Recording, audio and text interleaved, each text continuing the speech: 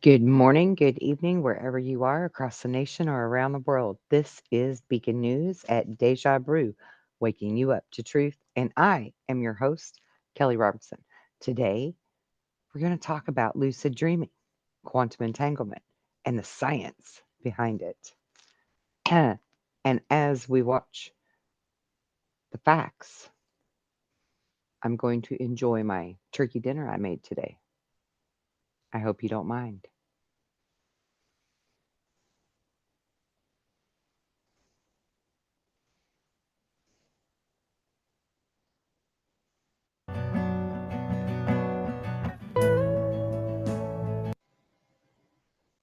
Within our own that can be visited through dreams.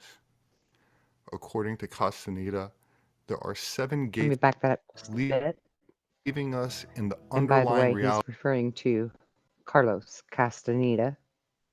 If any of you have never read those books, by all means, go look them up.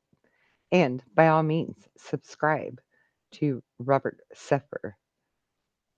He's an anthropologist with a fascinating array of facts.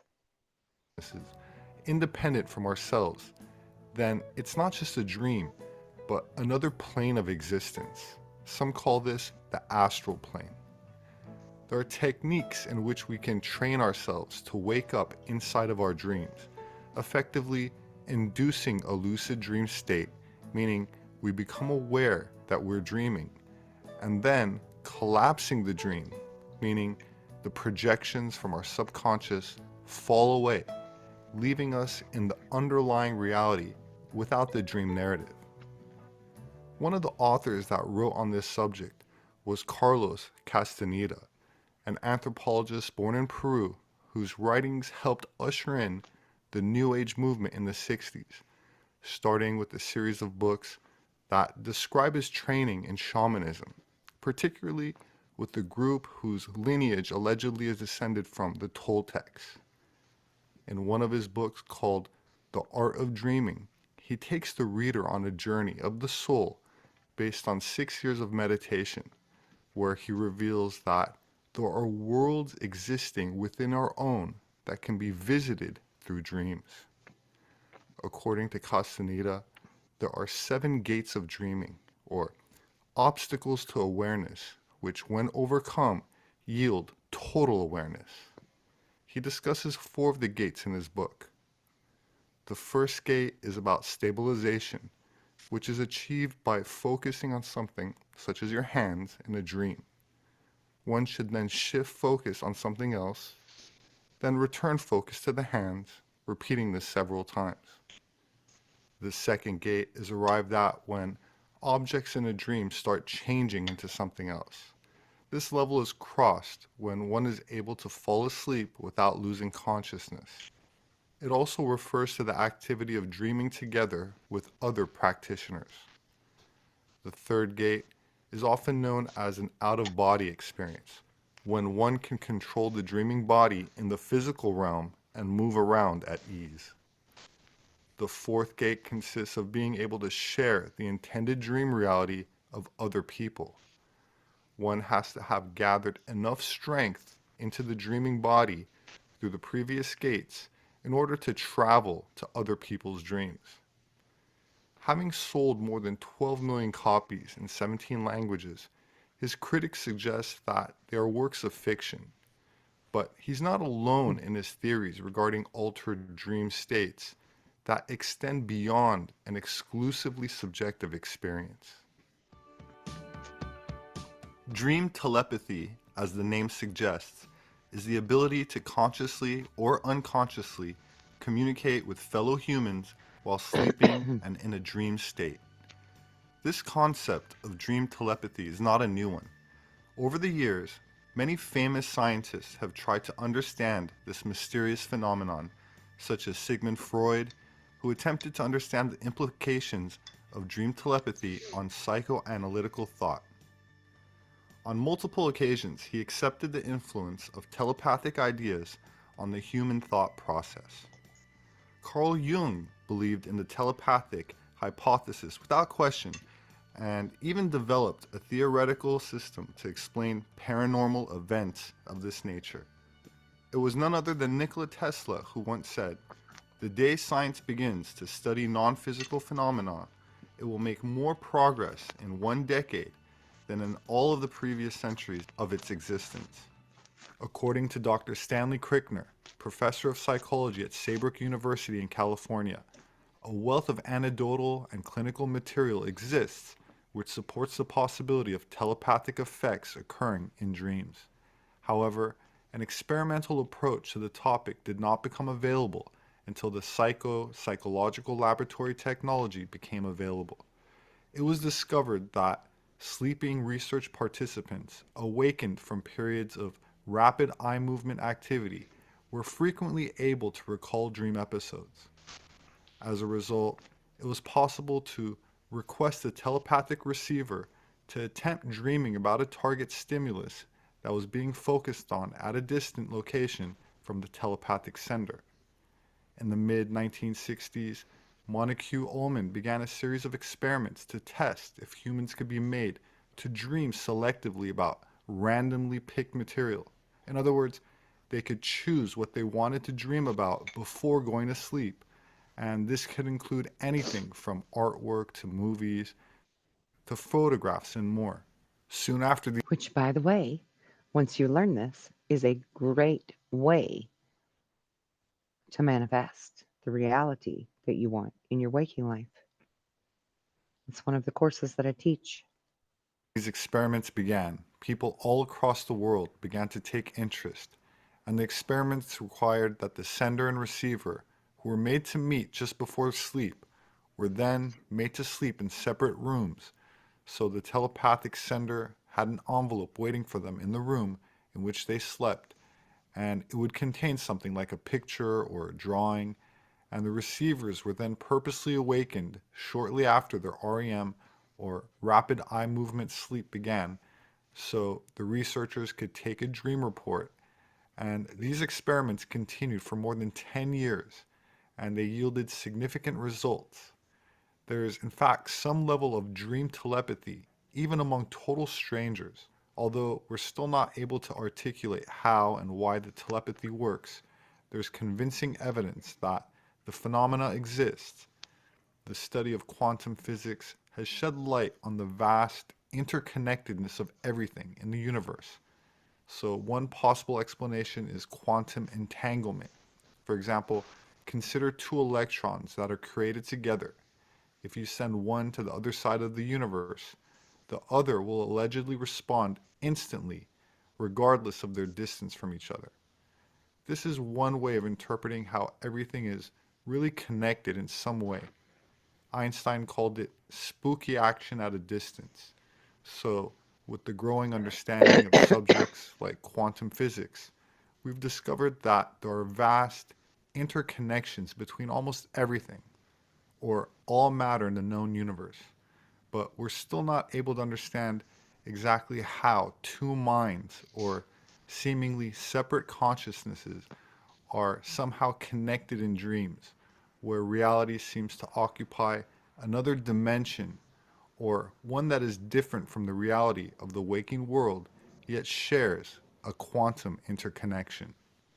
The topic of quantum entanglement is at the heart of the disparity between classical and quantum physics, and the subject has progressed considerably since 1935, when Albert Einstein first published on the subject, where he argued that the description of physical reality provided by quantum mechanics is incomplete. Later, however, the counterintuitive predictions of quantum mechanics were verified in later tests, where long distance communication between objects exceeded the speed of light, which, according to some interpretations, demonstrates an instantaneous effect regardless of spatial distance. Of course, there's other forms of testing which is not made public because they involve elements of consciousness that certain intelligence agencies of the US government prefer to keep secret from the public. It's well established that the Nationalist Socialist German government of the 30s and 40s did extensive research into the occult. allegedly acquiring advanced propulsion from paranormal means, such as through the use of mediums like Maria Orsic, who was a member of the Vril Society, a Germanic secret society that conducted research into metaphysics, and a universal energy called Vril, which was described as an all-permeating etheric fluid which could be harnessed for spiritual purposes as well as space travel.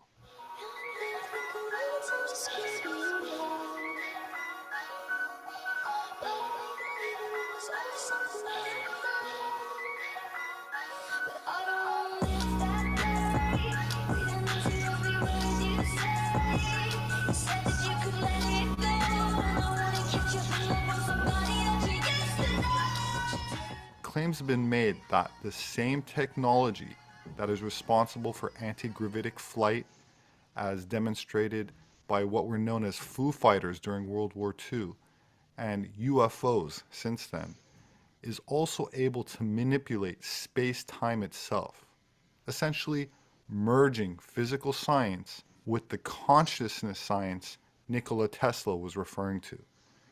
In 1983, the CIA wrote an obscure classified report looking into the gateway experience, claiming that an altered state of human consciousness may be able to transcend space and time. Decades later, the document has since been declassified and made available online through the Freedom of Information Act. The CIA researched achieving higher levels of consciousness and interdimensional travel, which was based on work by Robert Monroe, a pioneer in binaural beat technology, which he called hemisync, which many people have claimed to have had success with in inducing out-of-body experiences and astral travel.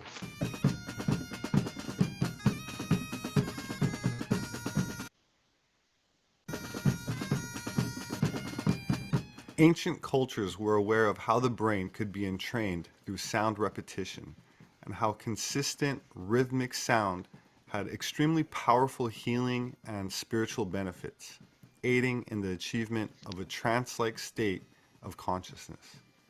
Through the use of repetitive drumming and chanting, Tibetan monks, Native American shamans, Hindu healers, and master yogis have been able to induce specific brainwave states for transcending consciousness, healing, and concentration and other spiritual growth.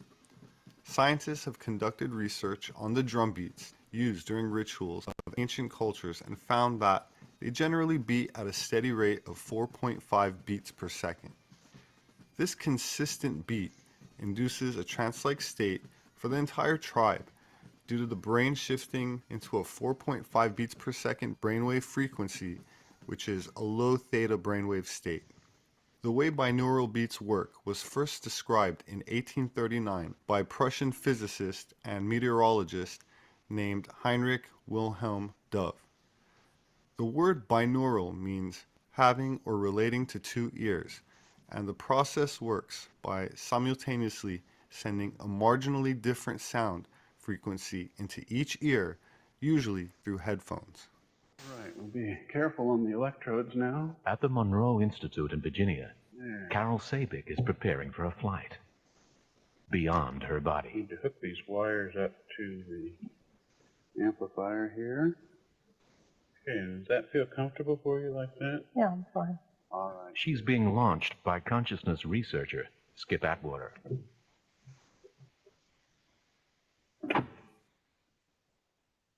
Okay, Carol, if you're ready now, I'm going to turn the lights out.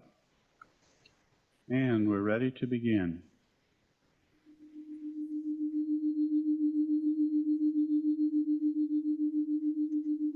All right, Carol, everything is looking really good out here. I want you to continue to relax now. Skip Atwater is using sound and sensory deprivation to alter Carol's state of consciousness. Inside the Monroe Institute's cave-like isolation chamber, she can see nothing, feel nothing. Her only external stimulus comes from tones in her headphones. And that sound is doing something remarkable. The tones in Carol's ears are slightly out of phase, but they can't be equalized by turning her head. As a result, Carol's brain combines the sounds into a third tone, created from the difference between the original tones. This phenomenon is called binaural beating, and it's modifying Carol's brainwaves. Our state of consciousness is linked to brainwave activity, which can be measured by electroencephalograph or EEG. Carol's EEG shows strong activity below 7 cycles per second, known as theta and delta waves. These frequencies are usually associated with dreams and sleep, but Atwater says Carol's state is better described as body asleep, mind awake. 25 years ago, when I first started out, I worked for a website online that sold binaural binaural beat tracks, and we had to learn all of the different brain waves and know which type of brainwave entrainments would be good for whichever situation that the client was in need of. There is a lot of research behind brainwave entrainment, including through the CIA and other black shadow projects that study this. This is an incredibly powerful entrainment for the brain. All those bright colors tell us we're getting lots of delta brain waves going on as she moves into her out-of-body experience. The state of allowing your mind to travel away from your body, or that has been characterized by some as an out-of-body experience of this consciousness movement, is one that's characterized by this slow wave delta. So using the word sleep isn't really That's the appropriate in delta this case wave because for anyone that our doesn't know. minds are not asleep. Our minds are open and awake to experience.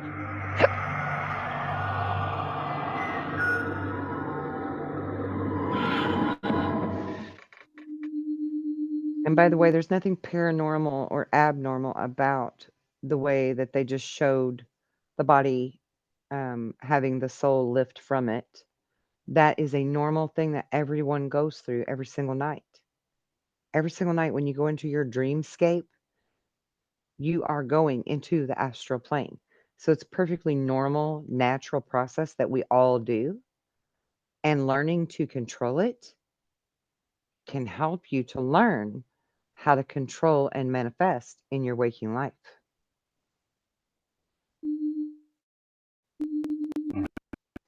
Joe, come on back now. Come on back to the booth here in the lab. It's time to be ending the session. You've been gone quite a while now. Come on back. That's better. I can see that you're back now. Very good.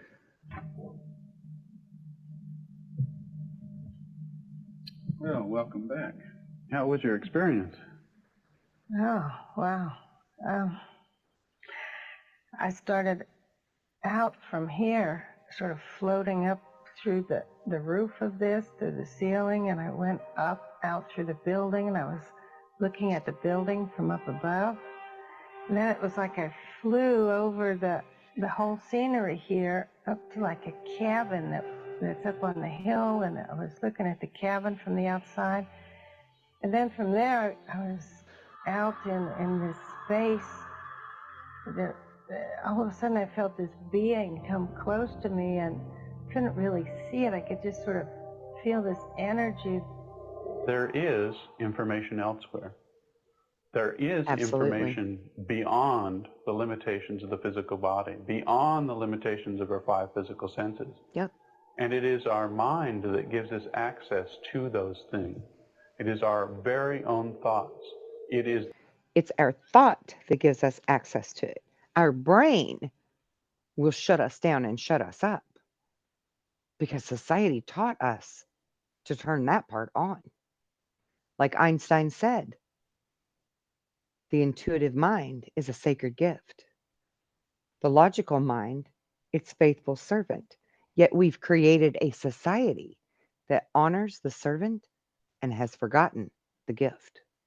It's our innate, God given gift to travel this way, to traverse, to learn, to acknowledge, to realize, to access wisdom beyond the physical realms.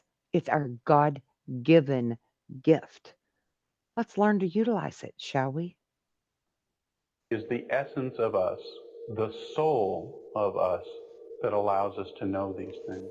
The soul, your light Robert essence. Monroe of the Monroe Institute was a radio broadcasting executive who became known for his research into altered consciousness using audio patterns containing binaural beats. These audio techniques were designed to stimulate brain functions, causing the left and right hemispheres to become synchronized, which, when combined with instruction, similar to hypnotic suggestion, can lead to out of body experiences. And this will only work, binaural beats only work with a headphone speaker in each ear because the left ear is going to be playing different tones than the right. So it only works with headphones on. But it's very healing. It's very enlightening. It's very awakening to you on so many different levels. Whether you have trouble sleeping, you have illnesses you want to heal, you have thought patterns you want to break, you have habits you want to break, or you just want to expand your third eye in your consciousness. Every brain wave, inaugural, I can't even say it now, your beats, your brainwave beats, inaugural beats will help you to do any and all of these things because everything is vibration. Remember, Tesla, 3, 6, and 9. A term coined by Mr. Monroe after publishing his 1971 book called Journeys Out of the Body. I'd like to play a brief clip of Robert Monroe being interviewed on a talk show in 1979 where he describes certain phenomena in his own words. And the author of this book, Journeys Out of the Body. Would you welcome Robert Monroe?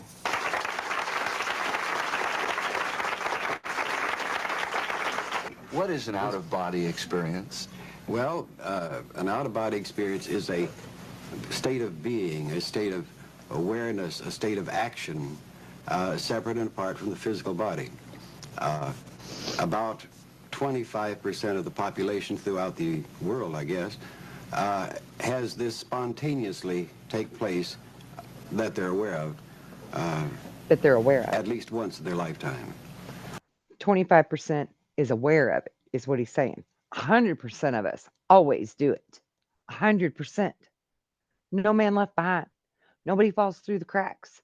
We all do this every single daggone night. But 25% are the ones aware of it.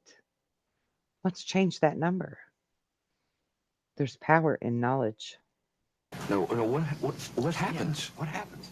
Well, what happens is that you as an individual suddenly find yourself, for one reason or another, apart from your physical body, and yet you can think, you can be, you can act, but your physical body is in some other location. It may be only 2 inches away or 2,000 miles away. Now, we've heard about people who have supposedly died and then have come back to life. That is also an out-of-body experience? That is indeed an out-of-body. It's a rather extreme way. You believe in that, then? Oh, yes. So in other words, if someone's in an awful automobile accident and the next thing they know, they're kind of floating above it, watching... That's what we mean by a spontaneous one, as it were. And it is very, very common. And also, a very important thing is that everyone does this. The fact that you do not remember it does not infer that it does not happen. That's For right. example, during what we call delta sleep at night, which everyone goes through, is quite That's the probably, delta according wave, to our delta researches, brainwaves. the time when everyone goes into this out-of-body state. You don't remember it, but it does take place. That's right. Now, is that like a dream? That's a fact. No, it's something apart from a dream. It is a, there's no philosophic connotation in our approach to it, but it is somewhat a process of the recharging mechanism that you get during sleep. When you first... Guys, like I cannot tell you, I cannot emphasize enough just how huge this could be of an evolutionary leap for mankind. If even 60, 65, 70, 75% of us learned how to do this and really woke up to it. Because you can learn through lucid dreaming how to manifest the reality around you in your waking life. It's huge and it's easy because you already naturally do it. You just need to learn how to be conscious of it. I can teach you that. I can teach you that, and we can freaking blow the chains off of this, man. first had yours, were you frightened? I was totally frightened. It can be Panic-stricken is a better huge. word for it. And I went through, as a result, all the processes of medical examinations, psychiatric examinations, trying to determine why this was happening. Now, can this help people if they learn this out-of-body experience? Can it help them when they die, or they think they're going to die, Yes. or their time's up in this There's life? a major discovery that comes with the result of such... And I've not heard this before. I simply saw this in my suggested videos to watch. I grabbed it and I said, yes, I'm going to run with this. I'm going to make a video. We're going to go through this together. I haven't seen this yet, but I'm going to tell you before he speaks. I just lost my mother in November, day before Thanksgiving.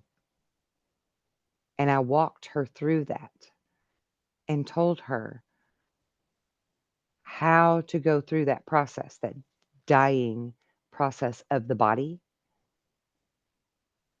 and how to communicate with me once she got to the other side, and how to break free when she's ready to let go and reincarnate or go be with God or whatever she wants to do.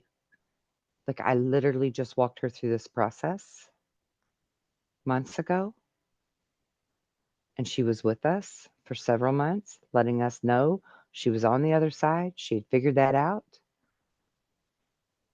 And now she's ready to move on to something else. I mean, we really do have more control than we're led to believe. activity or practice without any equivocation, without any going past hope, belief, faith. You know that you do survive death. This changes your overview, your perspective. You have that knowledge, and it's not a religious thing. It's not a philosophic thing. It's a very pragmatic thing that you do survive physical death. And you also, There's science behind as it it. says in your book, can take terminal patients and relieve them of their pain by getting them to work This is what out we of do. body. We let them establish a beachhead where they're going so that they're totally familiar with where they're going, and then their fears evaporate completely, and they make... That's exactly what I did with my mother. And it's exactly also what I do with my clients who have illnesses, severe illnesses or severe pain. I teach them a way to step out of the body, redirect the energies, be able to come back into the body and heal and bypass the pain and the illness. This is a very real thing we can do, guys. And I can show you how. I can show you how, and we can all be free, truly free, to live the way we're meant to. make nice, neat plans with some friends of theirs there to have a welcoming party, as it were. So you're not afraid of dying at all, are you?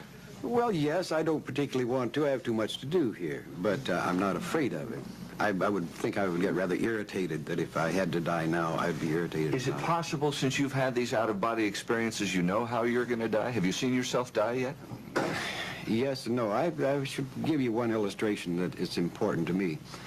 I've passed the 20-year mark in this exploration, and I think that I have done this for two reasons. One, to prove that you can do this and still stay physically alive. And the second is that you can do this and still stay reasonably sane. In theosophy, the soul is part of a person which belongs to a formless, non-material, and timeless world, and gathers And the photograph they just showed is of Madame Halen Blavatsky. And if you have never read her books, go find them. She has two main books. The first one off the top of my head is The Isis Unveiled. Go read that book. This woman was far beyond her time, far ahead of her time that she wrote this book, especially being a woman. It's so telling and enlightening and awakening, eye opening to the science that connects the metaphysical. experience through its effort to express itself in the physical world. Afterwards, there's a withdrawal from the physical plane to successively higher levels of reality in death, experiencing a purification and assimilation of the past life.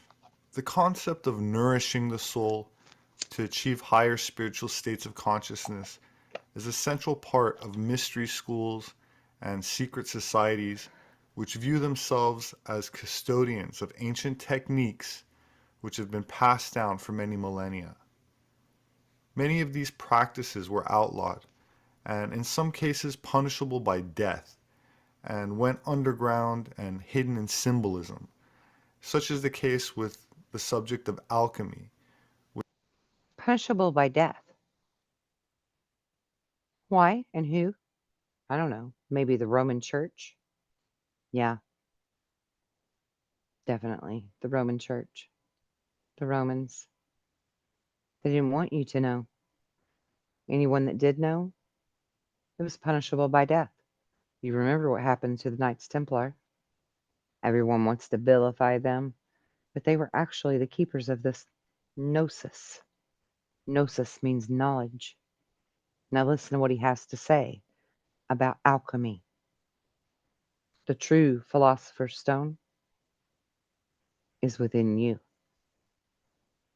Which in actuality was not confined to the transmutation of base metals into gold, but in its esoteric form had to do with the development of spiritual gold, spirit or soul. Which brings us to Juran Zea, a consciousness researcher and author who has accumulated 40 years of experience with meditation, leading to a wealth of knowledge from experimenting with lucid dreaming and astral travel. His experiences seem to align with those of Robert Monroe and offers some thought-provoking insight into what the afterlife may be like. The first thing I like to say before we even begin is there is a perceived notion that what we see from this viewpoint, our earthly viewpoint, is a predominant reality, you know, from which everything is judged, really. I think what would be really important if we reversed our thinking and took the opposite viewpoint, that everything which is non-physical is primary and what is physical is secondary. You know, so what this means is we think we have all the knowledge that we are living in the ultimate reality, and from our limited viewpoint, we perceive the non-physical world, or let's call it the afterlife, as if it is something that is happening in some distance, you know. But in fact, it's not like that. The reality is that we are secondary. The primary aspect of reality is actually the non-physical. And it starts off right at the top from where consciousness begins, let's say, if there is such a thing as a beginning, because there isn't really, consciousness is. And everything that plays out plays a secondary role from the primary consciousness. And then it gets down into the billions of types of manifestations on different dimensional levels. And our physical level is only one of many, many other levels. And it's not even that important, really. It's just that we have chosen to play a part on this level in order to get a certain set of experiences. But this is not really our real life. You know, this is only a very small part of it. This is And it simply an only experience. contributes to our much greater life, which we enter into once we shed this physical body. So that's the first thing I like to say. If we reverse our thinking and not think of ourselves in this physical world as being of primary importance, it is only a small sidestep into another dimension which allows us to bring more experience into the field of unity into our consciousness, into the consciousness, not just of ourselves, but of us as a whole species, and even into the consciousness of the whole universe. So that's where I would like to Hmm. start, the other thing I mentioned earlier, I was talking, we normally are concerned very often with people we have known who left this physical earth, and that's usually accompanied by a great level of hardship and bereavement and pain and anguish, because the feeling is once these people, our loved ones, our family have gone, we are sort of separated from them. That's just another one big illusion, which is not actually the That's right. truth, because the truth is they're still here. We just, our physical senses are not able to They perceive aren't them, able, but they they're just still refuse around to. us, they're still here. Now, from their point of view, they have never really left us, because what they are seeing or can see anytime they choose to, they can see us, but they don't see us, they don't see our physical body, they communicate and see our astral body. Our astral body is basically a counterpart or a copy of our physical body. And but on the astral level, it expresses itself much more formidably than it does on the physical level. For example, if we have any kind of pain, anguish, or anything, then our exterior on the astral level will change accordingly.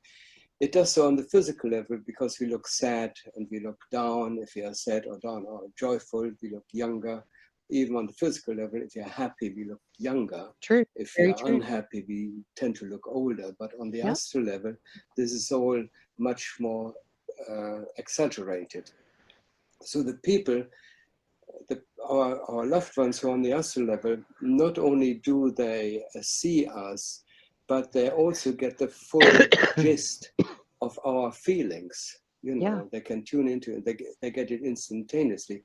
Whereas here on this level, we have to say, okay, you know, you look a bit sad. What's the matter? We have to talk about it. There we And this is exactly how ghosts, spirits in like haunted places that the paranormal investigators go to, that's how they know your name. That's how they know what you're thinking, what you're feeling.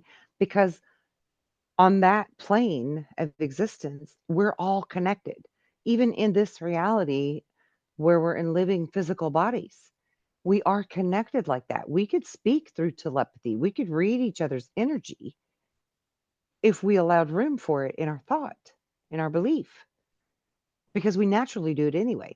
How many times have you walked into a room and you read the room and you was like, oh, this feels like a great place to be, or ooh, this feels like a not so great place to be, or oh, that person seems to be in a bad mood.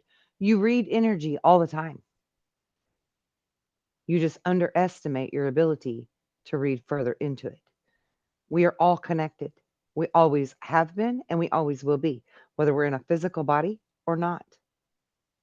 And at the end of this, I'm going to give you some updates on how this channel is actually changing gears and moving full throttle to proving that to you.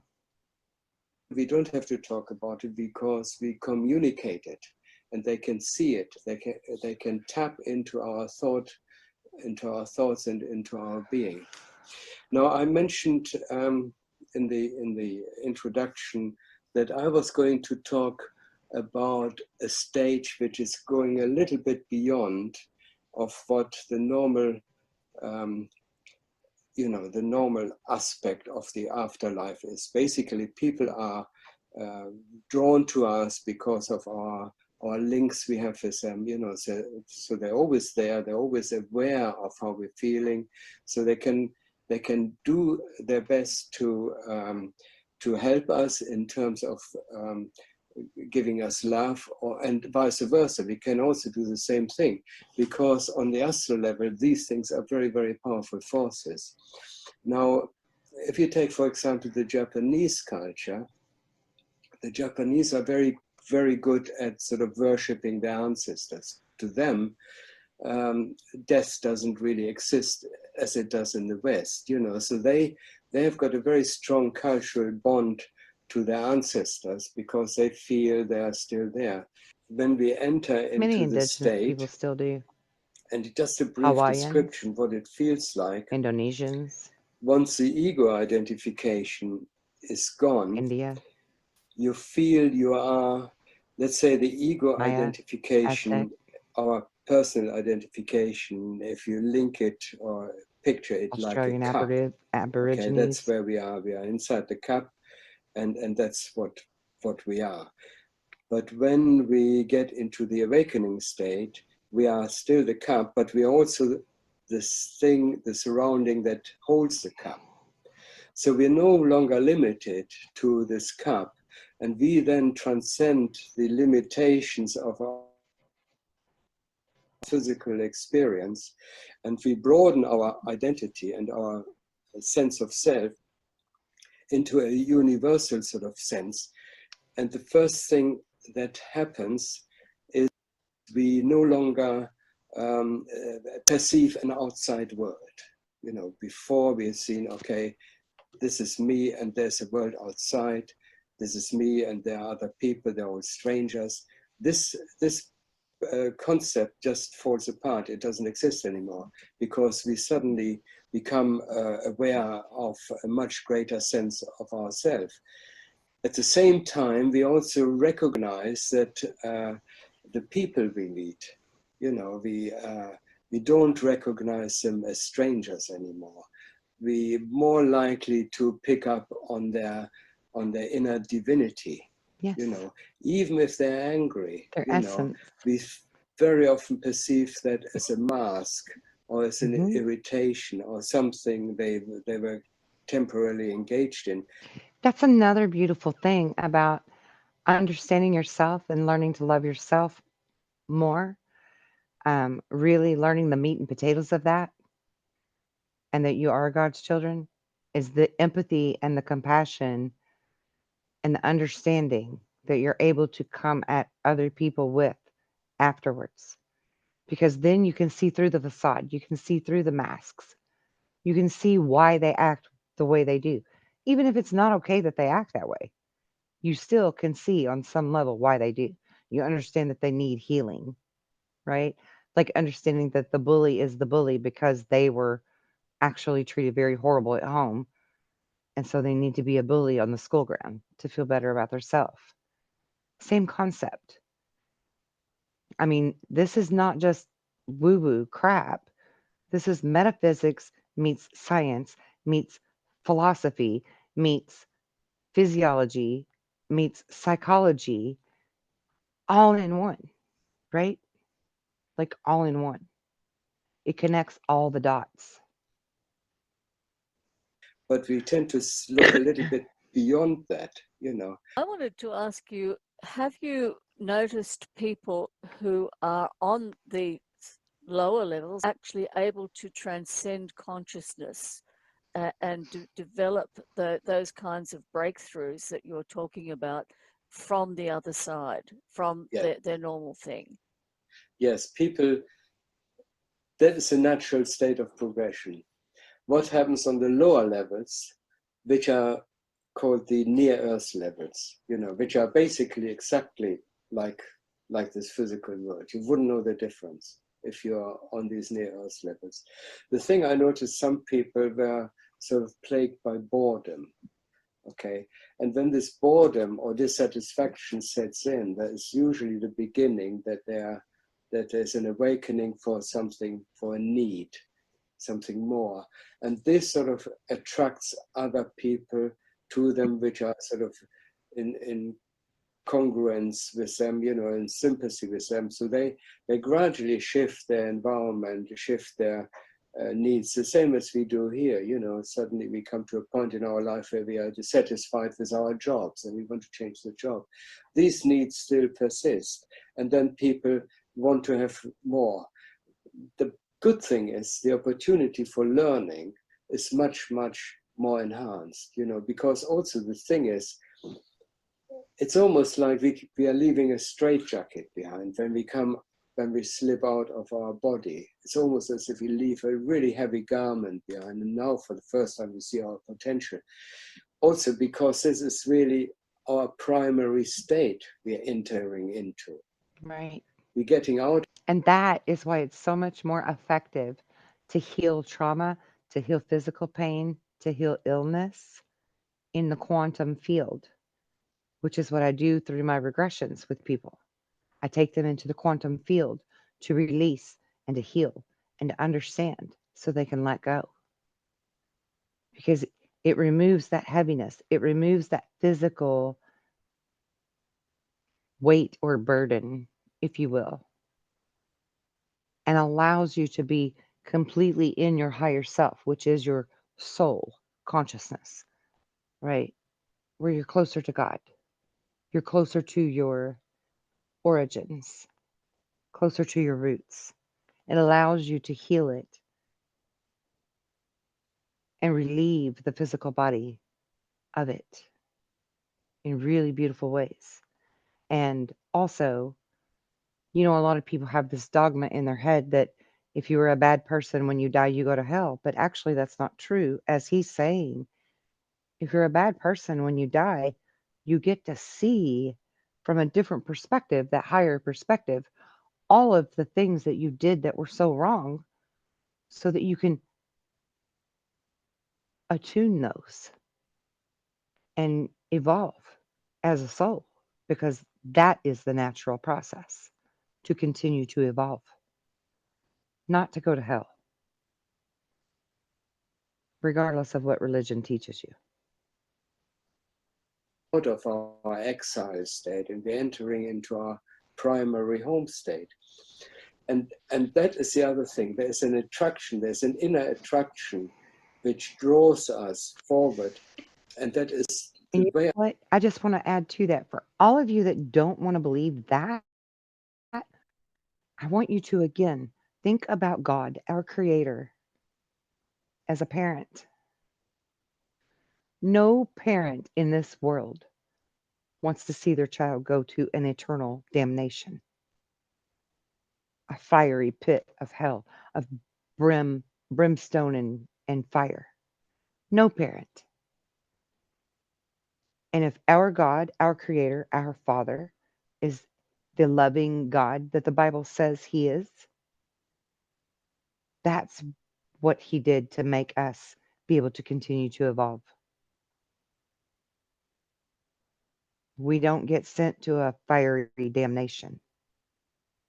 We get the chance, even after this physical experience, to attune to our sins, to repent and correct of our sins. And we all repent. We all repent on the other side, because on the other side, you're in your higher self and you see it for what it is.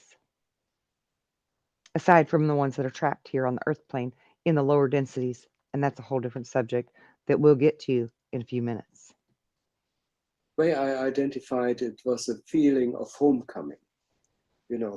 and this feeling of homecoming becomes stronger the higher our consciousness, the more our consciousness expands.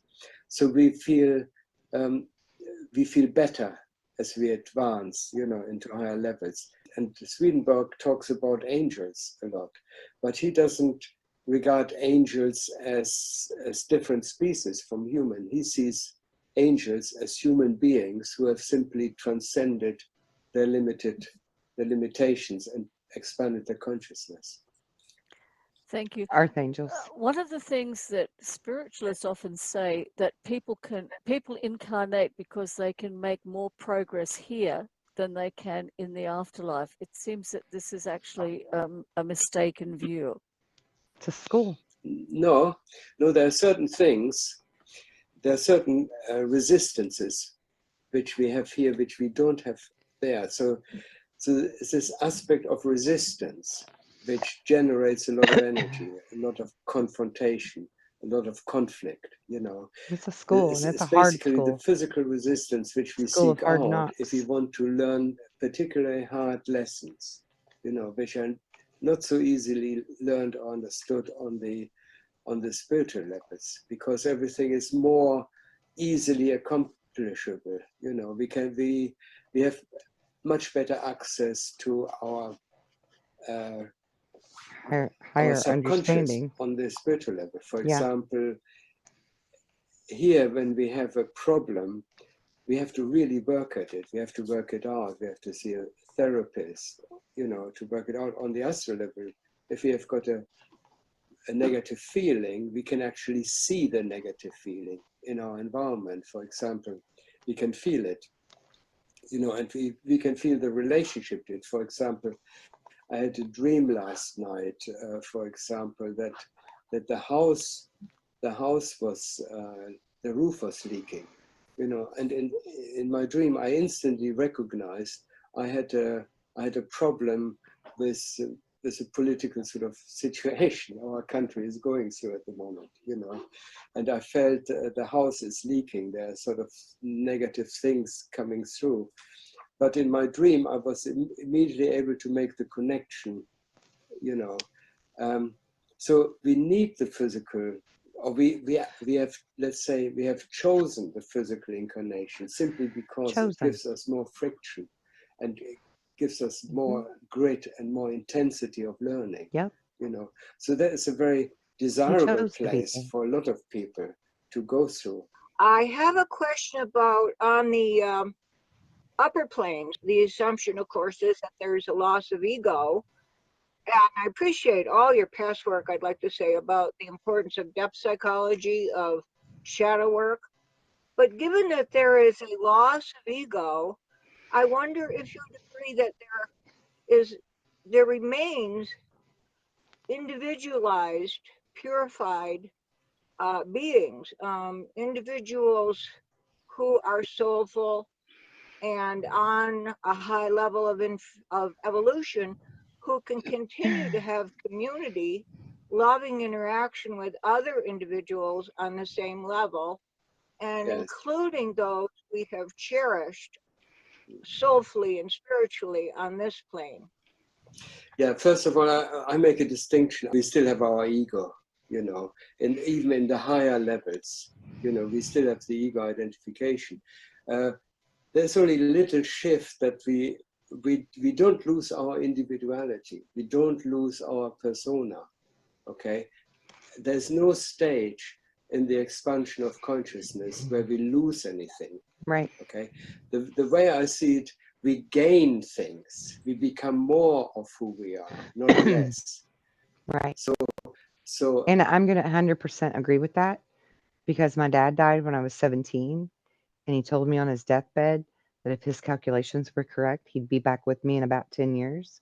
9 years and 5 months later, I had my fourth child, and when she was 3, she jumped on my lap and threw her little hands on each side of my face and beamed with light as she told me, "I used to be your father, and you used to sit on my lap just like this." And then she threw her arms around my neck and she squealed with glee as she hugged me as tight as she could. That was my dad's ego. That was my dad's identification in her that eventually faded into who she is now. But she still has that same cocky ego that my dad had, confident ego that my dad had. It's she's just made it her own now. But I agree 100%. Maslow in the 50s called it self-actualization. The more we mature, the more we fulfill our potential, the more we become truly of who we are. Because you have to remember, we spent probably thousands of years in our previous history trying to get to the point where we are now. And there's a continuous growth, you know.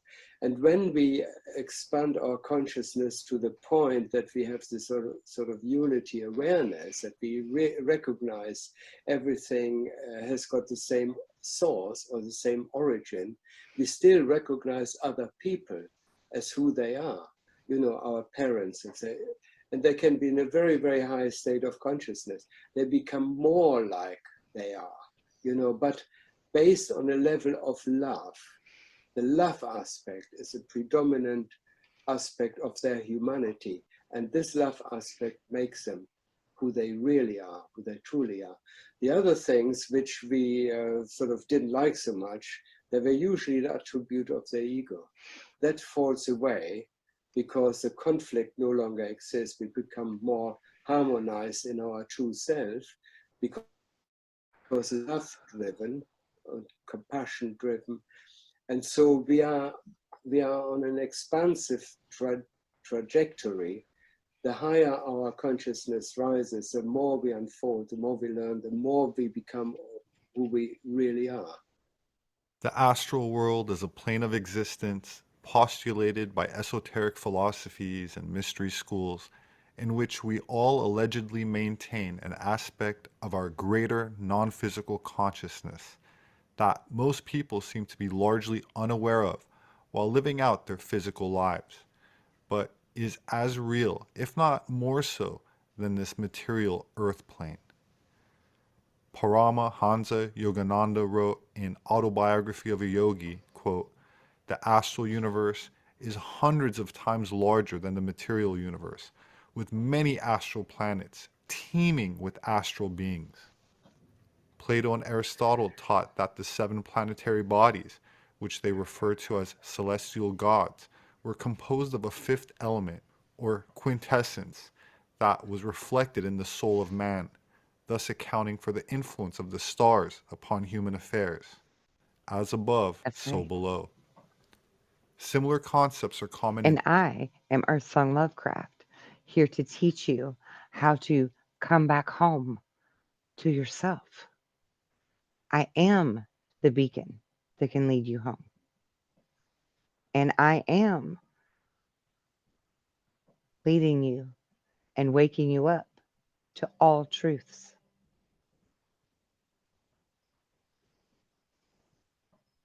Theosophy, Hermeticism, Gnosticism, Zoroastrianism, and Mithraic sects, which subscribe to 7 initiatory stages, which are the same number of dream gates described by Carlos Castaneda. Even Islam shares this astral view, as the Quran references the Prophet Muhammad's ascent through 7 heavens. Throughout the Renaissance, philosophers, Rosicrucians, and alchemists continue to discuss the nature of the astral world, intermediate between Earth and the divine, which was eventually abolished with the invention of the telescope that established no spiritual heaven was visible around the solar system. So the idea was suspended in mainstream science as the pendulum swung in the direction of materialism. But just maybe the pendulum of science swung a bit too far.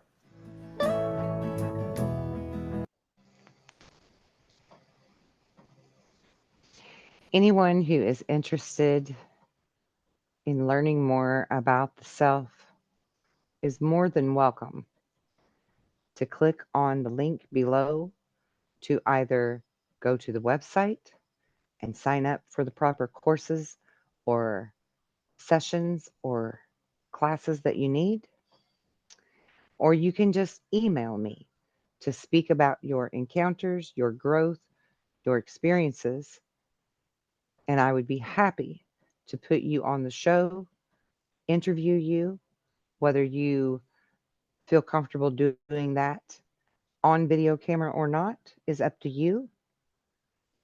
I welcome all stories. If you would like to write your story and send it into my email, I'll read it on the air. Our channel is taking a new direction. I have a team of researchers and investigators that are backing me up, and we are going into the field to connect all the dots and wake you up to all the truths, whether it's metaphysical, paranormal, or cryptozoological. We are connecting the dots because everything is connected, and I know how to prove it. Stay tuned. There's so much more coming. And until then, I am your host, Kelly Robertson, aka Earth Song Lovecraft, and this has been a podcast for Beacon News and Deja Brew, waking you up to truth. Until next time, be well and be blessed in love and light.